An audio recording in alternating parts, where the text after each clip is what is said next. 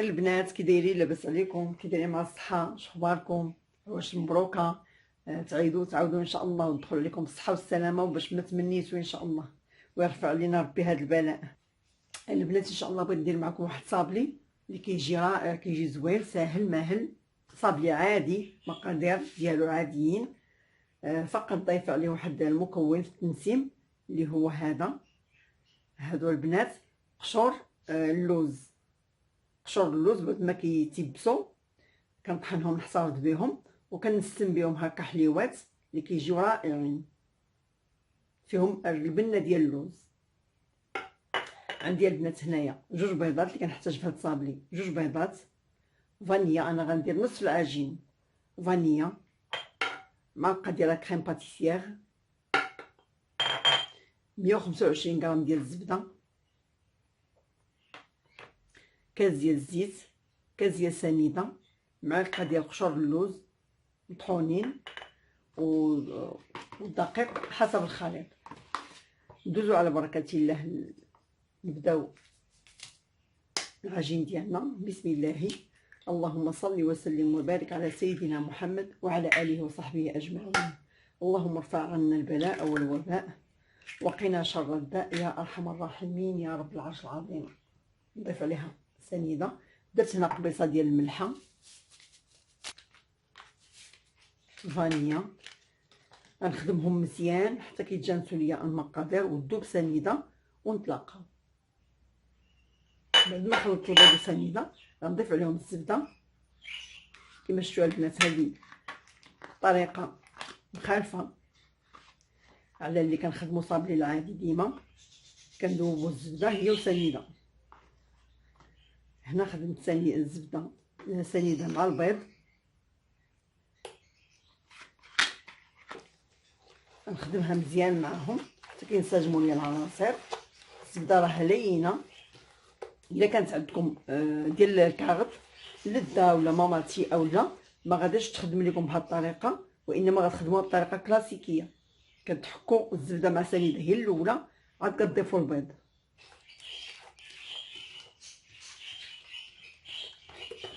بعد ما دار ليا هنايا كنضيف كاس ديال الزيت،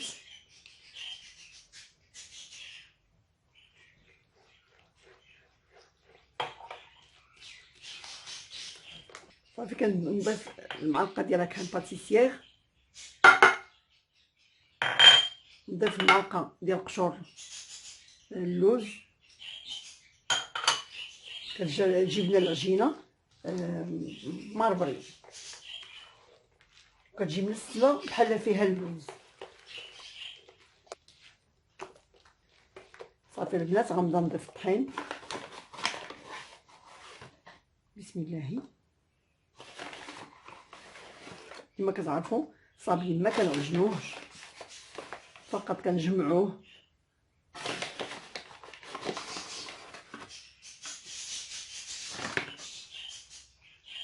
الطريقه العاديه ديال صابلي.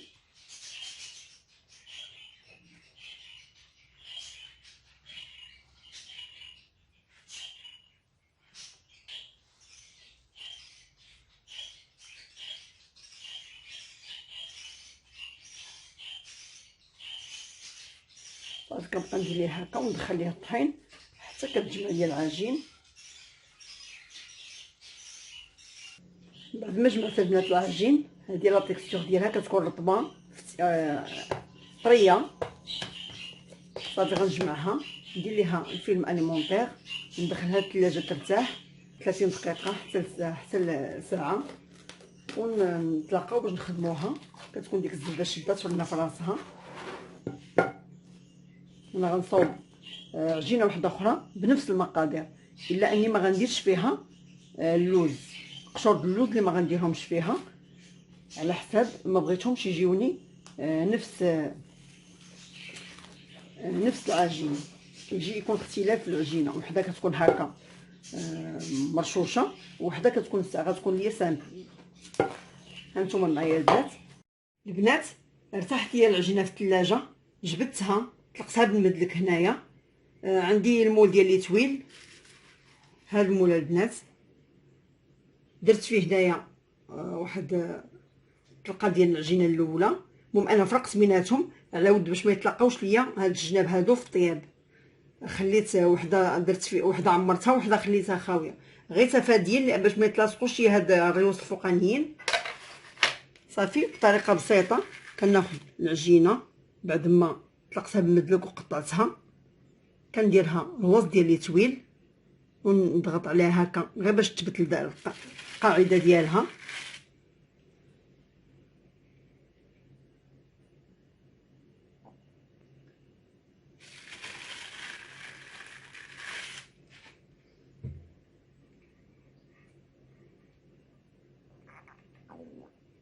صافي غندخلهم للفران يطيبوا على درجه حراره 180، يكون مسخن من قبل.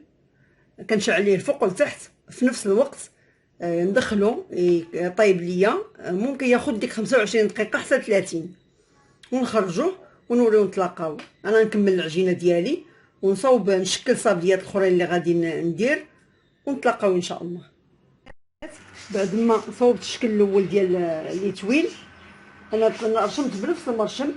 عندي هنايا العقده ديال التمر، انا كانت عندي الصراحه هذه غير في الثلاجه، كانت عندي في الكونجيلاتور ماشي يلاه صوبتها.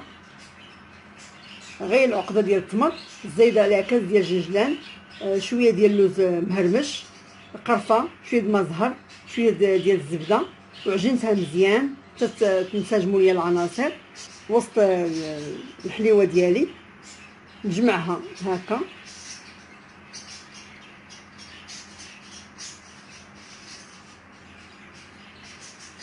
كنجمعها هكا بعشوائيه. كناخذ المرشم ديال المعمول اي شكل بغيتو. انا عندي هذا اللي فيه شكيلات، صراحه شريت واحد اخر مي ما لقيتوش، ما عرفتش كيفاش تجلى ليا. صافي كنضغط عليها مزيان حتى كتشد الشكل ديال هذا المرشم ديالنا.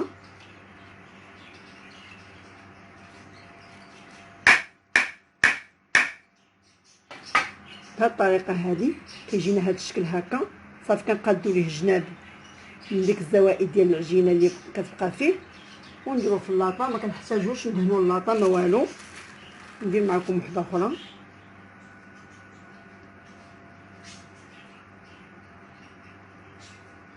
كنجمعوا عليها العجينه كتكون رقيقه، ما نديروش عجينه غليظه. صافي كنجمعوها هكا بين يدينا. ناخذ المول، هذا الطلاقيه ديال العجينه كنديروها من هي الفوقانيه باش كتجينا الشكل ديال الورده، كيجينا مزيان ديال الزواقه.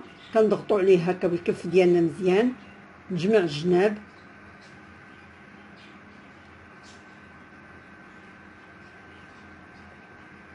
صافي كنخبطوه كنحصلوا على هذه الزواقه هذه. كنجمعوا لها الجناب باش نقادوها. صافي انا غنستمر حتى نكمل هاد الكميه اللي عندي. كما قلت لكم ما كنحتاجوش ندهنوا اللاطه ولا شي حاجه، نستفوهم ندخلهم للفران ما فيها لا خميره لا والو، ما كنخافوش منها انها تنفخ. ندخلها للفران على درجه حراره 180، نشعل عليها الفوق والتحت بحال الطياب ديال صابلي، ومن بعد الطياب ان شاء الله نتلاقاو. رجعنا بعد ما صوبت لي موتيف. انا دوبت الشكلاط، صوبت هنايا البنات لي موتيف ديال الشكلاط، صوبت ديال الهلال، صوبت هذا ديال السبوله اللي فيه هو داير ديال السبوله، درت هذا المربع ودرت ديال الدمعه. درت هنايا عندي التعليكه اللي صوبتها جوج معالق ديال الجليكوز مع معلقه ديال ناباج، درتهم فوق البوطه حتى طبخوا ليا مزيان. غادي نستعملهم هنايا. ودرت عندي هنايا صوص كراميل اللي كنصاوبو بالعسل والشوكولاط الابيض، نحطو لكم ان شاء الله في صندوق الوصف. غندوز هنا نصاوب النوغاتين اللي غنعمر بها الوسط ديال لي طويل.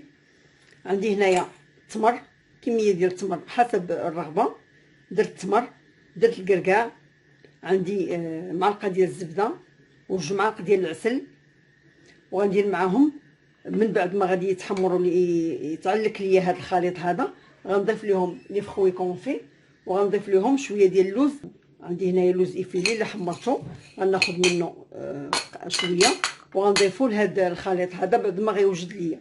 انا غندير هذا فوق النار حتى يتعلق ليا، ونكملو حنايا التزيين ديال صابلي الاخر. غنضيف البنات على النوغاتين، غنضيف عليها واحد 2 معالق ديال الفويتين. ندوزو هنايا نصوبو. خديت هاد الصابلي هذا، غندير ليه شويه ديال صوص كراميل في الوسط، غيشد ليا الشكلاط، وفي نفس الوقت يبقى ليا الوسط. طريقه سهله البنات بسيطه. انا ما بقيتش هاد الحبيبات ما بقيتهمش صغار، خديت غير الكبار هنايا.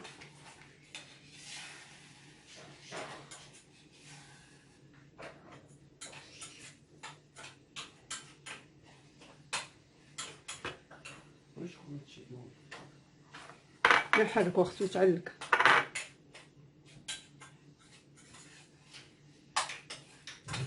شويه ديال صوص كراميل.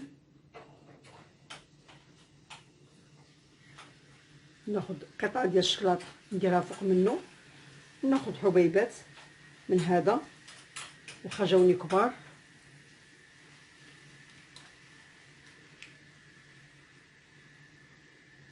هكا ندير 2 حبيبات. ناخد شكيل ثاني ديال الدمعه، غندير ليه هذا اللي فيه جليكوز وناباج تعليكه.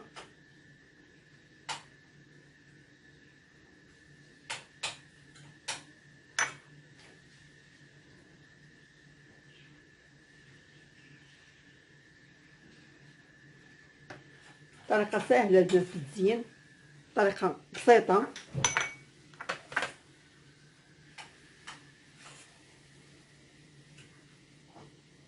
كنخلي واحد الكميه الوسط باش كتجينا بين في الموتيف ديال الشكلاط.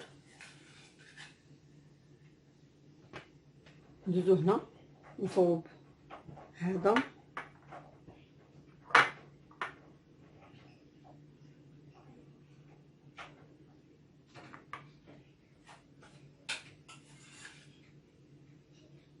غنوجد ليه النوغاتين ديالو، من بعد غنحط شويه في الوسط.